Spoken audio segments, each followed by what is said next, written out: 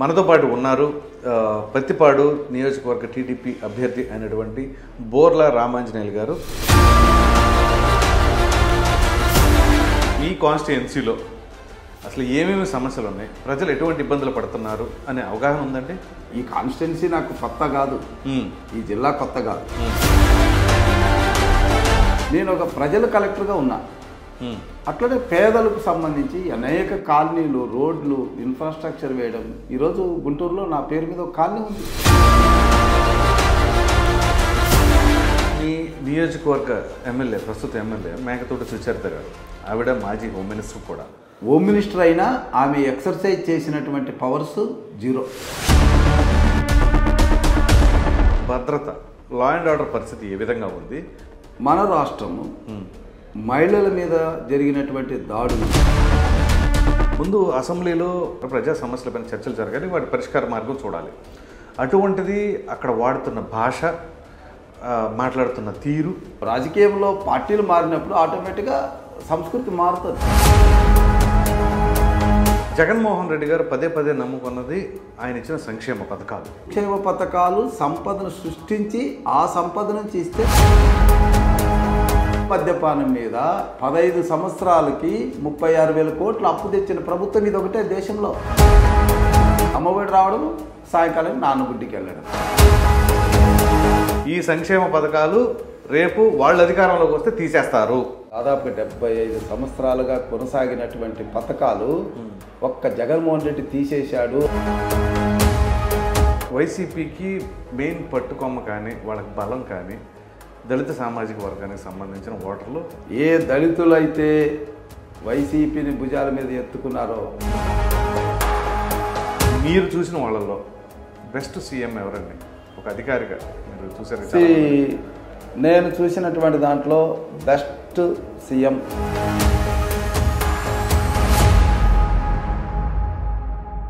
Hi viewers, నమస్తే, welcome to ఆదా. నేను మీ ప్రసాద్. ఆంధ్రప్రదేశ్లో ఒక్కొక్క నియోజకవర్గానికి ఒక్కొక్క ప్రత్యేకత ఉంటుంది. ముఖ్యంగా ఉమ్మడి గుంటూరు జిల్లాలోని ప్రత్తిపాడు నియోజకవర్గం. ఈ నియోజకవర్గంలో ఏంటి అంటే, ఇప్పటి వరకు అక్కడ ఎమ్మెల్యేగా ఉన్న అభ్యర్థి మాజీ హోమ్ మినిస్టర్ అయినటువంటి మేకతోటి సుచరిత గారు.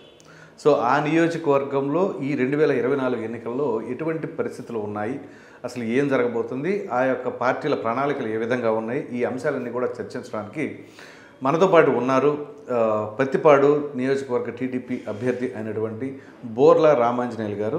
నమస్కారం సార్. నమస్కారం ప్రసాద్ గారు. సార్ బాగున్నారా? బాగున్నాను. మొట్టమొదట ఆదాన్ టీవీ ప్రేక్షకులకు నన్ను పరిచయం చేస్తున్నందుకు మీకు నా కృతజ్ఞతలు. Thank you sir. అదేవిధంగా గతంలో నేను ఆదాన్ అనేటువంటి టీవీని చూస్తూ ఉన్నాను. ఓకే. ఫాలో అవుతూ ఉన్నాను. సో ప్రజలకు ప్రభుత్వానికి మధ్య ఒక గొంతుకుగా ప్రజా సమస్యల్ని ఎప్పటికప్పుడు క్షుణ్ణంగా మీరు ప్రభుత్వ దృష్టికి తీసుకెళ్లడం కానీ, ప్రభుత్వం చేస్తున్నటువంటి తప్పిదాలని ప్రజలకు తెలియజేయడంలో కానీ కీలకమైనటువంటి పాత్రను పోషిస్తున్నందుకు నిజంగా మిమ్మల్ని అభినందిస్తున్నాను. Thank you so much sir. నమస్తే సార్. మొట్టమొదటిగా చెప్పండి, మీరు ఒక రిటైర్డ్ ఐఏఎస్ ఆఫీసర్ కదా, ఆ తర్వాత రాజకీయ అరంగేటం చేసేటప్పుడు మీరు తెలుగుదేశం పార్టీని ఎందుకు చూస్ చేసుకున్నారు? ఇది చాలా మంచి ప్రశ్న. ఎందుకంటే నేను I have been in the service for the last 35 years.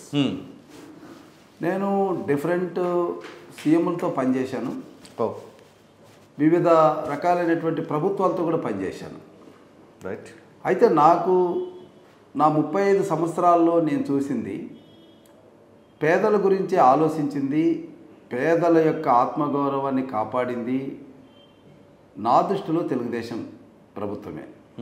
ఎందుకంటే స్వర్గీయ నందమూరి తారక రామారావు గారు తెలుగుదేశం పార్టీని స్థాపించేటప్పుడు 1983, అంతకుముందు దాదాపుగా 50 సంవత్సరాల వరకు పాలన చేసినటువంటి కాంగ్రెస్ వాళ్ళు 90% ఉన్నటువంటి పేదలకి ఒక రకమైన అన్నము, నూకలు, జొన్నలు, కొర్రలు. 10% ఉన్నటువంటి ధనవంతులకేమో వరి అన్నం.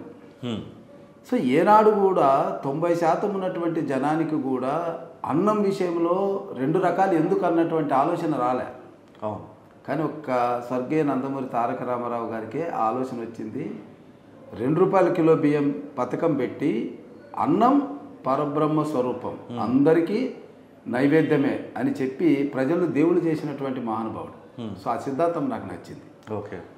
రెండవది అప్పటి వరకు పేదల ఇళ్ళు అంటే గుడిసెలు, ఒక 4 గుంజలు 10 తాటాకులు ఇచ్చి వేసుకునేవారు. అవి పెద్దగా గాలి వస్తే ఎగిరిపోయేవి, లేదా చిన్న నిప్పురవ పడినా కాలిపోయేవి. సో ప్రజలు నివసించేటటువంటి ఇల్లు ఒక అభద్రతను కల్పించింది. ఓకే. అయితే మన ఎన్టీ రామారావు గారు మాత్రం ఫస్ట్ టైం పేదలకి పక్కా ఇల్లు ఉండాలన్నటువంటి కాన్సెప్ట్ని ఈ దేశానికి పరిచయం చేసినటువంటి ప్రభుత్వం తెలుగుదేశం ప్రభుత్వం.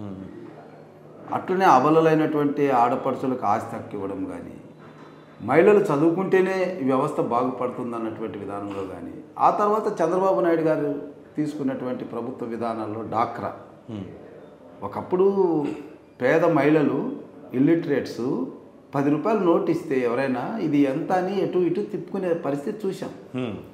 ఇంటి నుంచి బయటికి రానటువంటి మహిళల్ని ఆయన డాక్రా సంఘాలు పెట్టి చైతన్యపరిచి ఈరోజు బ్యాంకులకు వెళ్ళి 2 లక్షలు 3 లక్షలు తీసుకొని వచ్చి 10 మంది సభ్యులకు పంచగలిగే స్థితిని ఆయన కల్పించాడు. రైట్.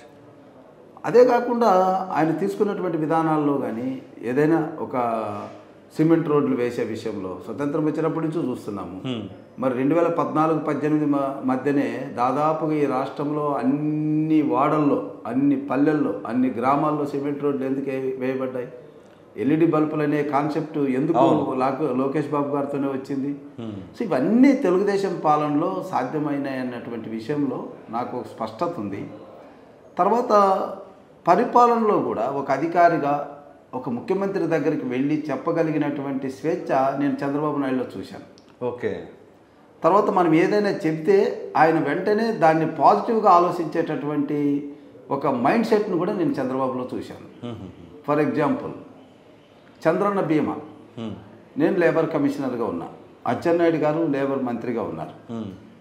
ఒక డిస్కషన్లో అప్పటి వరకు ఉన్న ఆమ్ ఆద్మీ బీమా, ఆపద్ బాంధ్ కింద 50,000, ఆమ్ ఆద్మీ బీమా కింద 75,000, డిఫరెంట్ ఇన్సూరెన్స్లు, డిఫరెంట్ విధానాలు, ఈ రెండిట్లో ఏదొస్తుందో తెలియదు, అగమ్య గోచరంగా ఉంది. Confusion, total confusion. మేము మాటల సందర్భంలో ఒక కుటుంబ యజమాని పేద కుటుంబంలో చనిపోతే భార్య వైధవ్యం పొందుతుంది, భర్త లేని జీవితము, పిల్లలు తండ్రిని కోల్పోయినటువంటి జీవితాలు, ఆ కుటుంబాన్ని ప్రభుత్వం అనేటువంటి ఒక తండ్రిగా, ప్రభుత్వమే ఒక తండ్రి అయితే ఎలా ఆలోచించాలి అన్నటువంటి దాని మీద నేను లేవనెత్తితే ఓకే బాబు గారు అలా చూసి ఏం చేద్దాం అనుకున్నారు అంటే, కొద్దిగా ఈ రెండు కలపండి సార్, కలిపి ఏదైనా మనం ఇంకా కొద్దిగా పాలసీ తెద్దామంటే, సరే ఎంత ఇస్తే బాగుంటుందంటే మేమైతే 3 లక్షలు అన్నాం, కాదు 5 లక్షలు ఇద్దాం, పాలసీ విధానాన్ని రూపొందించండి అన్నాడు. సో ఆ రకంగా ఆయన పాజిటివ్నెస్. రెండవ కోణంలో నేను చాలా ఉన్నాయి, ఇంకా రెండవది మాత్రమే చెప్తా. సిమెంట్ రోడ్లు వేయాలి, మనకు 13th ఫైనాన్స్ నిధులు మురిగిపోతాయన్న నిధుల్ని ఆయన ఒక ముఖ్యమంత్రి స్థాయిని వదులుకొని కేంద్రం మాతో పాటు వచ్చి ఒక అండర్ సెక్రటరీ దగ్గర కూర్చోబోయాడు. అప్పుడు ఆయన ఆ అండర్ సెక్రటరీ ఎంతో కృతజ్ఞత భావంతో వాళ్ళ మంత్రి దగ్గరికి వెళ్ళి ముఖ్యమంత్రి వచ్చి కూర్చున్నాడు సార్ అని చెప్తే, ఆయన తోమర్ గారు అప్పుడు అయ్యో ఏంటి ఒక రాష్ట్ర ముఖ్యమంత్రి వచ్చి అక్కడ కూర్చోవడం ఏంటని ఆయన పిలిచి మళ్ళీ పైనకి తీసుకెళ్ళి, ఏంటి మీ సమస్య అంటే 3,500 కోట్లు మా రాష్ట్రానికి ఎన్నికలు లేట్ అయినందుకు మురిగిపోతున్నాయి, వాటిని మాకు ఇప్పించండి, మేము రాష్ట్రం విడిపోయింది, మాకు డబ్బులు లేవు అని అంటే, అప్పుడు మేము బీజేపీతో ఉన్నాం కాబట్టి వెంటనే 3,500 కోట్లు రావడం, పంచాయతీకి మురిగిపోతున్న 13 ఫైనాన్స్ నిధులు రావడం, 14 ఫైనాన్స్ మొదటి విడత రావడం, దాదాపు 5,000 కోట్లు మా చేతిలో ఉన్నాయి. ఓకే. అట్లాగే నరేగాలో మెటీరియల్ కాంపోనెంట్ అనేది అంతవరకు ఉపయోగించుకోలేదు. దాదాపు 4,600 కోట్లు 2006 నుంచి 14 వరకు మెటీరియల్ గురించి ఆలోచించిన వాళ్ళ ప్రభుత్వం లేదు.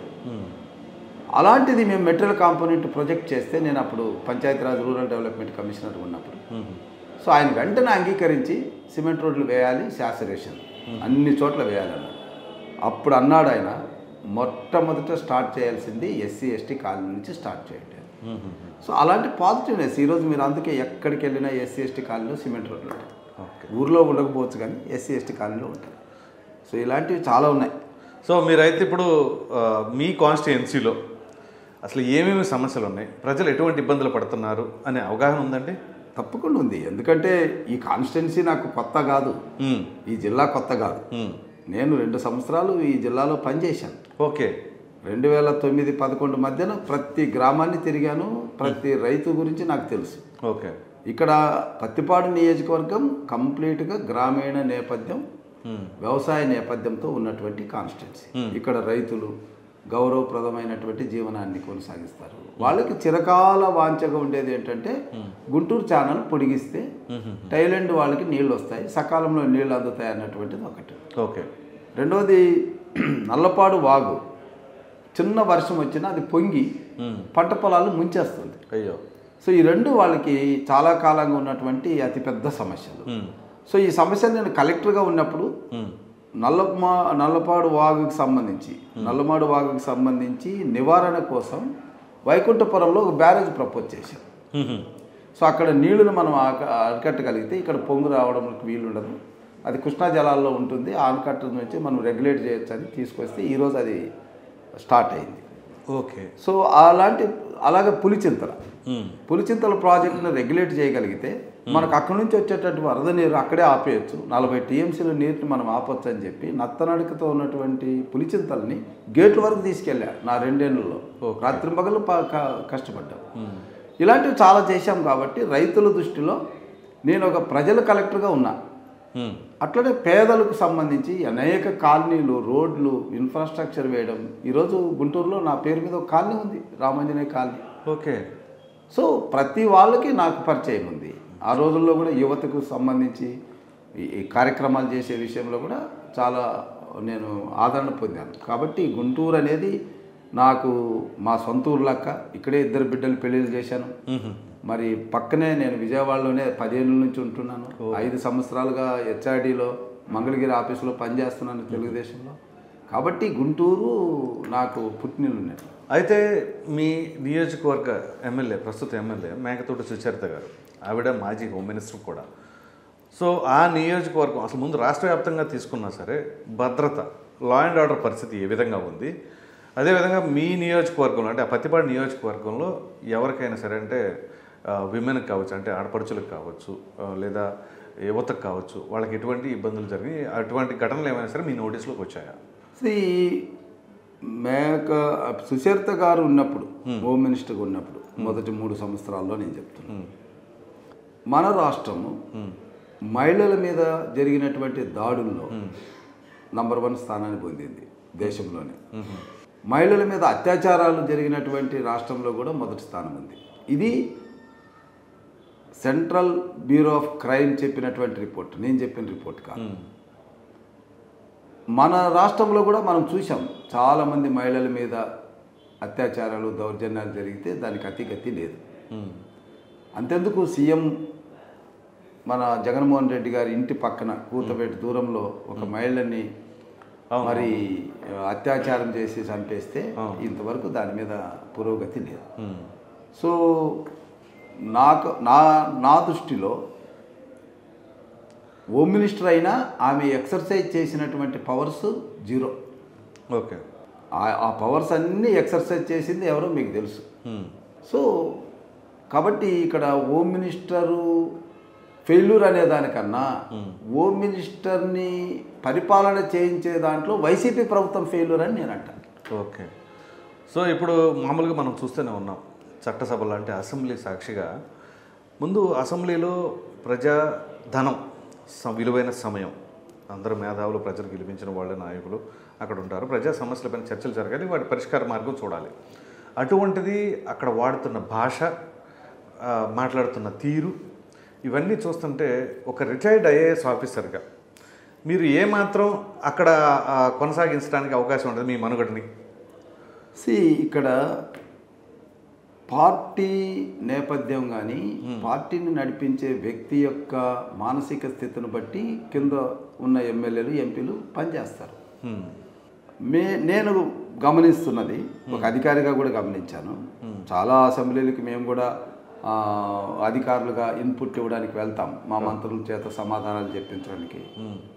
కానీ నేను ఈ 5 ఏళ్లలో అసెంబ్లీలో జరిగినటువంటి సంఘటనలు కానీ, అసెంబ్లీలో గౌరవ సభ్యులు వాడబడినటువంటి భాష కానీ పూర్తిగా వ్యతిరేకంగా ఉంది, వైవిధ్యంగా ఉంది. కొత్త కొత్త పదాలకి నిర్వచనాలు వచ్చాయి. సో సభలో లేనటువంటి వాళ్ళ గురించి విమర్శలు, కొన్ని ఎథిక్స్ ఫాలో కావాలి, అవి లేవు. అయితే గతంలో మనము ఈవెన్ రాజశేఖర రెడ్డి గారు ఉన్న టైంలో కూడా విమర్శలు అనేవి సబ్జెక్టు పరంగా ఉండేవి, మేము గమనించాం. సబ్జెక్టు పరంగా ఉండేవి, వ్యక్తిగత దూషణలు అనేవి లేవు. అయితే ఈ 5 ఏళ్లలోనే వ్యక్తిగత దూషణలు ఉన్నాయి. కాబట్టి ఇది రాజకీయానికి దాన్ని సొంతం చేయడం కానీ దానికి ఆపాదించడం కానీ తప్పు. వ్యవస్థ రాజకీయంలో పార్టీలు మారినప్పుడు ఆటోమేటిక్గా సంస్కృతి మారుతుంది. ఇక్కడ ఇప్పుడు నేను ఒక ఐఏఎస్ ఆఫీసర్గా ఒక రోల్ మోడల్గా ఎందుకు ఉండకూడదు? మమ్మల్ని చూసి ఇంకా 10 మంది ఎందుకు మారకూడదు? ఇప్పుడు ఈరోజు కూడా చంద్రబాబు నాయుడు గారు ఇచ్చినటువంటి జాబితాగా మనం చూస్తే డాక్టర్లు, ఇంజనీర్లు, మళ్ళీ మేధావులైనటువంటి వాళ్ళు, చదువుకున్నటువంటి వాళ్ళే ఉన్నారు. సో డెఫినెట్గా చదువుకున్నటువంటి వాళ్ళు కొంత విచక్షణ చూపుతారన్నది నా భావన, నా వ్యక్తిగత భావన. అట్లని లిటరేట్స్ చూపరు అనేది కాదు, నిరక్షరాస్యులు వాళ్ళలో కూడా మంచి వాళ్ళు ఉంటారు. బట్ ఒక భావనతో ఒక చదువుకున్నటువంటి వ్యక్తులు ఈరోజు తెలుగుదేశంలో ఉన్నారు కాబట్టి రేపు మా ప్రభుత్వం వస్తుంది కాబట్టి తప్పకుండా ఈ 5 ఏళ్లలో శాసనసభలో జరిగినటువంటి సంఘటనలు కానీ భాష కానీ పునరావృతం కాదన్నది నా గట్టి ప్రగాఢం. అయితే ఇక్కడ ఒక విషయం అండి, జగన్మోహన్ రెడ్డి గారు పదే పదే నమ్ముకున్నది ఆయన ఇచ్చిన సంక్షేమ పథకాలు. ఓ ప్రక్కన చూస్తుంటే అప్పుల పాలైపోయింది రాష్ట్రం అంతా కూడా అని చెప్పేసి మీ పార్టీ నేతలే అనేక రకాల విమర్శలు చేస్తున్నారు. కాకపోతే ఈ ఎన్నికల దగ్గర పడుతున్న తరుణంలో తెలుగుదేశం పార్టీ నాయకులు కానీ మీ కూటమిలో ఉన్న నాయకులు పవన్ కళ్యాణ్ గారు కానివ్వండి, అంతకు మించి ఇస్తాం సంక్షేమ పథకాలు అని చెప్పేసి అంటున్నారు. అది ఏ విధంగా సాధ్యపడుతుంది? ఇప్పుడు ఇస్తున్న వాటికే అప్పులు పాలైపోయి ఉన్నాము, ఇంకా అంతకు మించి ఇస్తామని చెప్పేసి అంటున్నారు. ప్రజలు నమ్మడానికి ఆస్కారం ఉంటుంది. ఎందుకంటే మీరు సాదాసీదా నేత కాదు, మీరు ఒక రిటైర్డ్ ఐఏఎస్ అధికారి కాబట్టి మీకు అసలు మన ఎకానమీ ఎంత, మన స్ట్రెంగ్త్ ఎంత, ఎన్ని తప్పులు ఉంది అనేది మీకు ఒక పూర్తి అవగాహన ఉంటుంది. సో దీనిపైన మీరు కొంచెం క్లారిటీ ఇస్తారా? సి ప్రజాస్వామ్యంలో ప్రజలు ఎన్నుకున్నటువంటి ప్రభుత్వం యొక్క ముందున్న సవాలు సంక్షేమమే. ఎందుకంటే ఇప్పటికీ 50% ఇల్లిటరేట్స్, 30% అట్లీస్ట్ పేదలు ఉన్నటువంటి వ్యవస్థలో పేదలను ఆదుకోవడానికి సంక్షేమ పథకాలు అవసరం. అయితే సంక్షేమ పథకాలు సంపదను సృష్టించి ఆ సంపద నుంచి ఇస్తే ఫలితం ఉంటుంది. అప్పు తీసుకొని వచ్చి సంక్షేమ పథకాలు ఇస్తే రాష్ట్రం సర్వనాశనం అవుతుంది. ఇది చిన్న ఎగ్జాంపుల్. ఇప్పుడు నా ఇంట్లో నాకు ఆదాయము ఒక 1000 రూపాయలు ఆదాయం వస్తే నేను లక్షణంగా పిల్లలకి అవసరాలకు ఒక 300, 400 ఖర్చు పెట్టచ్చు, లేదు 800 ఖర్చు పెట్టచ్చు. అంతేగాని నాకు వచ్చేదే 300 ఆదాయంలో నేను 800 ఖర్చు పెడితే అప్పుల పాలు కాక ఏమవుతాం? సో సంపద సృష్టించడం అనేది అవసరం. సంపద సృష్టించడానికి మనకున్న మార్గాలు ఏంటి? హేతుబద్ధమైనటువంటి పాలన కావాలి, ఒక విజన్తో కూడినటువంటి పాలన కావాలి. ఫర్ ఎగ్జాంపుల్, చిన్న ఎగ్జాంపుల్, 2014-18 మధ్యన అమరావతిలో 34,000 ఎకరాలు తీసుకోవాలంటే కొన్ని వేల కోట్ల రూపాయలు అవసరం. కానీ చంద్రబాబు నాయుడు ఆలోచన విధానం ఎలా ఉంది? రైతుల దగ్గరే భూమి తీసుకొని ఒక్క పైసా కూడా ప్రజల మీద పన్ను వేయకుండా వాళ్ళ భూముల నుంచి రాజధాని నిర్మాణం చేయాలని చెప్పి అప్పటి వరకు 30-40 లక్షల ఎకరా ఉన్నటువంటి భూమికి ఇచ్చినటువంటి రైతుకి 3 కోట్ల వరకు ప్రయోజనం కల్పించడానికి ప్రణాళిక సృష్టించి కేవలం మోడీ గారి చేత 30 రూపాయలు కొబ్బరికాయ కొట్టించాడు. అంతే ఆయన చేసింది. హంగు ఆర్భటాలు ఏమీ లేవు. మరి 3 లక్షల 30 రూపాయలు కొబ్బరికాయ కొట్టిస్తే అక్కడ అదే రాత్రి 30 లక్షలు ఉన్నటువంటి ఎకరా భూమి 3 కోట్లకు వెళ్ళిన వాట వాస్తవం. మరి 3 కోట్ల భూమి రిజిస్ట్రేషన్ అయితే రిజిస్ట్రేషన్ ఫీజెస్ వస్తాయి, ట్రాన్సాక్షన్లో డబుల్ ట్రాన్సాక్షన్ జరుగుతుంది, దీనివల్ల ప్రభుత్వానికి ఆదాయం వస్తుంది, సంపద సృష్టిస్తారు. ఇప్పుడు 4 ఎకరాలు ఉన్న ఆయనకి 12 కోట్ల రూపాయలు ఆస్తి అనేటప్పటికీ ఆయన వాహనాలు కొంటాడు, ఇల్లు కట్టుకుంటాడు, ఇదంతా కూడా రొటేషన్ అవుతుంది కదా. సో ఇవన్నిటి ద్వారా మనకు ప్రభుత్వానికి ఆదాయం వస్తుంది. అంటే నేను ఒక అధికారిగా చెప్తున్నా, రాష్ట్రం విడిపోయే నాటికి 1,20,000 కోట్లు ఉన్నటువంటి బడ్జెట్ని చంద్రబాబు నాయుడు దిగిపోయేటప్పటికి 1,80,000 కోట్లు చేశాడు. అప్పు చేసింది ఎంత? కేవలం సంవత్సరానికి 20-24 వేలు. 4 సంవత్సరాల్లో ఆయన 5 సంవత్సరాల్లో చేసింది కేవలం 1,50,000, 1,40,000 చేశాడు. అందులో 70,000 కోట్లు పోలవరం ఇరిగేషన్ ప్రాజెక్టులకి ఖర్చు పెట్టాడు. అమరావతికి ఒక 10,000 కోట్లు ఖర్చు పెట్టారు. అవును. కనబడుతుంది మనకు. రాయలసీమలో ఒక 23 ప్రాజెక్టులు కంప్లీట్ చేశారు. సో ఇవన్నీ కూడా కనబడుతున్నటువంటి తరుణంలో 120 సంక్షేమ పథకాలు కూడా అమలు పరిచాడు. ఎస్సీలకు ఒక 27, బీసీలకు 30, మరి మైనార్టీలకి, కాపులకి, అన్ని వర్గాల వాళ్ళకి కూడా కార్పొరేషన్లకు నిధులు ఇచ్చాడు. కొన్ని లక్షల మందికి ఉపాధి జరిగింది. విదేశీ విద్య తెచ్చాడు. 10-15 లక్షలు ఎప్పుడు లేనటువంటి. ఇవన్నీ చేసిన పాలనలో మనకు అప్పులు లేవు.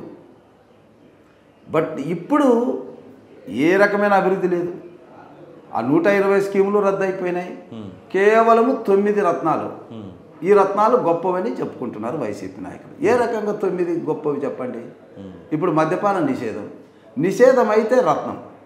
నిషేధం ఉందా? ఏరులో పారుతుంది మద్యము. దానితోడు మళ్ళీ గంజాయి వచ్చింది. ఏ రకంగా మద్యపాన నిషేధం అనేది రత్నం అవుతుంది?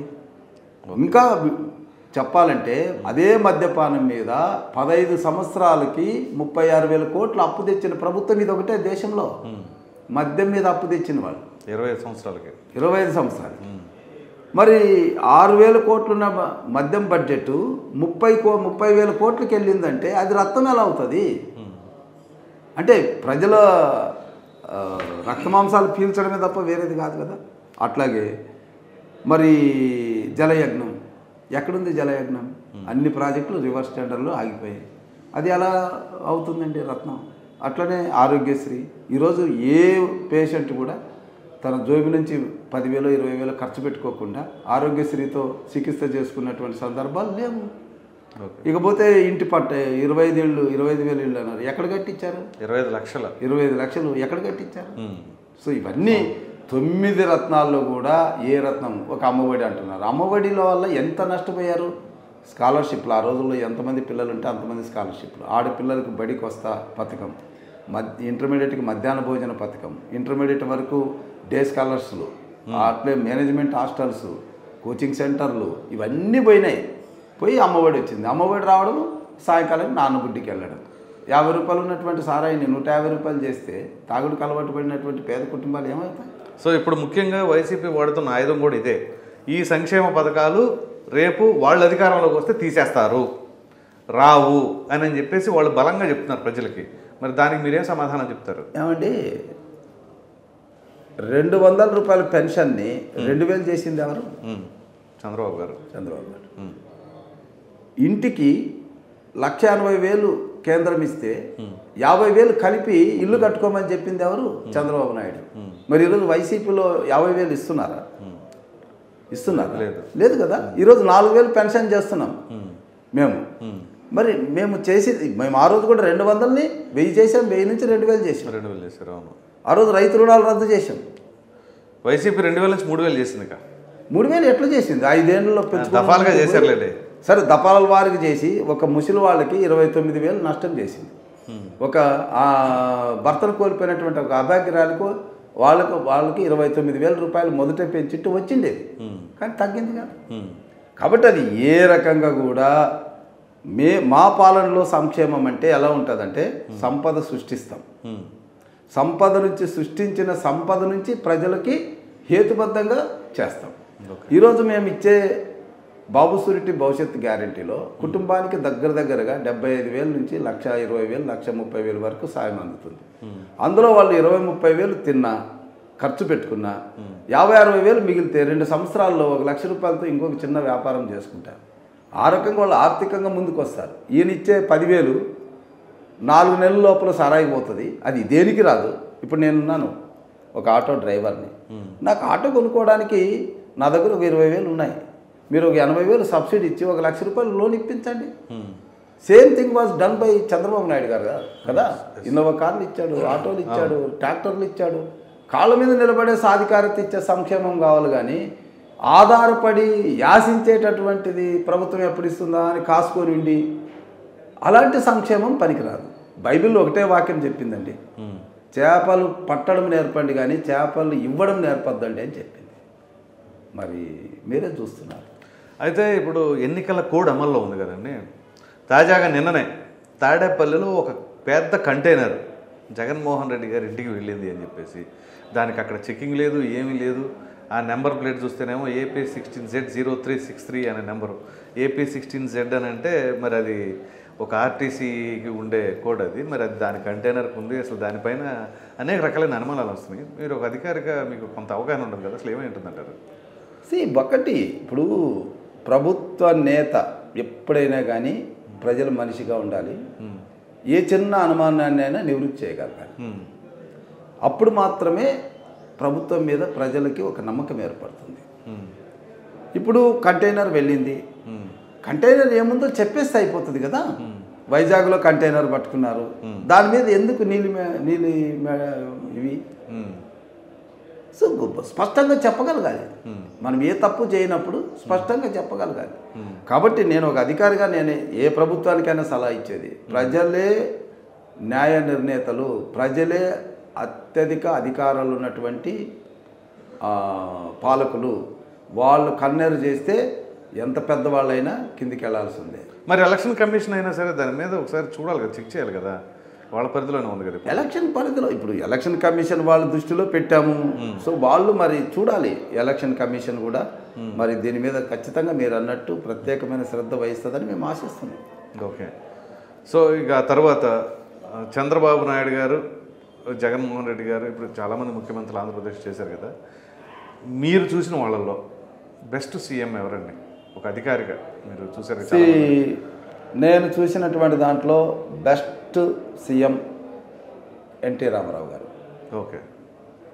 ప్రజల గురించి ఆలోచన, ఆయన విధానాలు, ఆయన చేసినటువంటి ఈ అంశాలు కానీ. ఈరోజు పద్మావతి మహిళా యూనివర్సిటీ స్థాపించకపోతే మహిళలకు విద్య హక్కే లేదు. ఆ తర్వాత ఆయన తర్వాత నేను చెప్పుకోవాల్సింది చంద్రబాబు నాయుడు గారు. ఓకే. చంద్రబాబు నాయుడు మీరు ఇప్పుడు టీడీపీలో ఉన్నారా నా మాట చెప్తున్నారా? నేను ఇంకా చెప్పనివ్వండి. ఆ తర్వాత నేను చేసిన నిజామాబాద్ కలెక్టర్ ఉన్నప్పుడు, మరి జాయింట్ కలెక్టర్ వెస్ట్ గోదావరి ఉన్నప్పుడు ఆ రోజు ఉన్నటువంటి రాజశేఖర రెడ్డి గారు కూడా అధికారులతో పని చేయించుకోవడం అనేటువంటి దాంట్లో ఆయన గొప్పగా చేశారు. But other side of the coin కొంతమంది అధికారులు ప్రలోభాలు పడితే మనం దాంట్లో చెప్పలేము. కానీ చాలామంది అధికారులు స్వేచ్ఛకి, ఇప్పుడు నేనే పనిచేశాను. ఒక జిల్లా కలెక్టర్గా చేశాను, ఒక జిల్లాకు జాయింట్ కలెక్టర్గా చేశాను ఆయన టైంలో, ఒక డీసీ కమర్షియల్ ట్యాక్స్ చేశాను. కీలకమైనటువంటి శాఖల్లో ఉన్న మా మీద ఏ తప్పు జరగడానికి అవకాశం లేదు, మేము ఒప్పుకోలేదు కూడా, చెప్పేవాళ్ళం క్లియర్గా.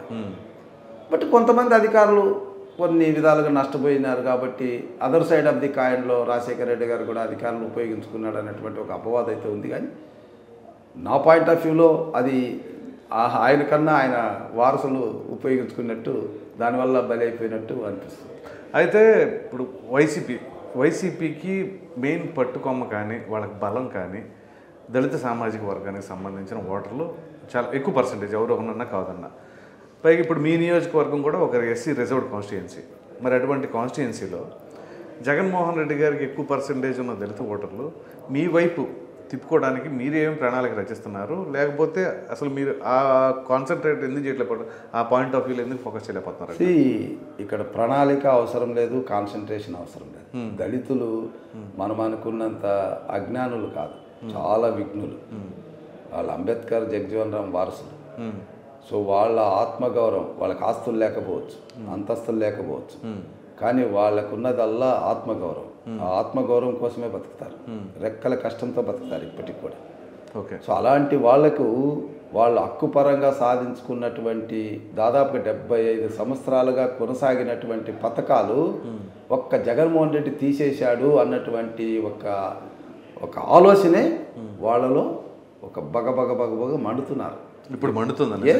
ఎస్, చూడండి మీరు కావాలంటే నెక్స్ట్ ఎలక్షన్లో ఏ దళితులైతే వైసీపీని భుజాల మీద ఎత్తుకున్నారో, ఏ దళితులైతే వైసీపీ మాకు ఇంకా చంద్రబాబు నాయుడికైనా మెరుగైన పాలన అందిస్తుందని ఆశపడ్డారో, ఈయన నిర్వాహకం వల్ల 27 స్కీములు రద్దు చేయడం, వాళ్ళకున్నటువంటి ఇన్స్టిట్యూషన్స్, చట్టాలు నీరుగార్చేశాడు.